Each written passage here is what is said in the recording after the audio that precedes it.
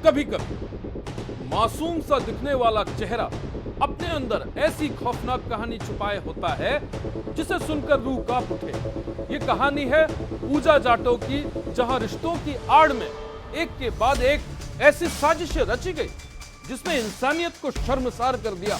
मामला ग्वालियर और झांसी से जुड़ा हुआ है। बताया जा रहा है कि पूजा जाटव की पहली शादी एक रेलवे कर्मचारी से हुई थी। शुरुआत में सब कुछ ठीक था, लेकिन धीरे धीरे रिश्ते बिगड़ते चले गए और फिर एक दिन पति पर जानलेवा हमला। इस केस में पूजा जेल भी गई, लेकिन कहानी यही खत्म नहीं हुई। जेल से बाहर आने के बाद उसकी मुलाकात एक और शख्स से हुई जिसका नाम था कल्याण। दोनों साथ रहने लगे, लेकिन कुछ समय बाद कल्याण की संदिग्ध हालात में मौत हो गई। इसके बाद कल्याण के पिता ने इंसानियत दिखाते हुए पूजा को अपने घर में जगह दे दी, लेकिन यहीं से इस कहानी ने सबसे खतरनाक मोड़ लिया। घर में रहते हुए पूजा का रिश्ता कल्याण के बड़े भाई से बन गया।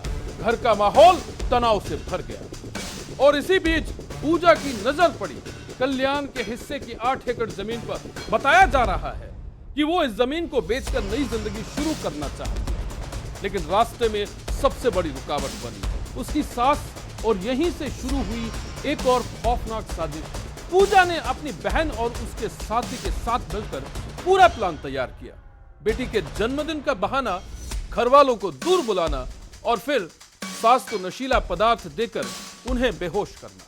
इसके बाद घर से गहने और नकदी लेकर फरार हो जाना। जब परिवार लौटा तो सब कुछ बिखरा पड़ा था। पुलिस जांच में धीरे धीरे इस पूरे मामले की परतें खुलती गईं और सामने आई एक ऐसी साजिश जिसका मकसद था जमीन हथियाना और रास्ते में आने वाले हर शख्स को हटाना। फिलहाल पुलिस ने पूजा जाटव, उसकी बहन और उसके साथी को गिरफ्तार कर लिया है और इस पूरे मामले की गहराई से जांच जारी है।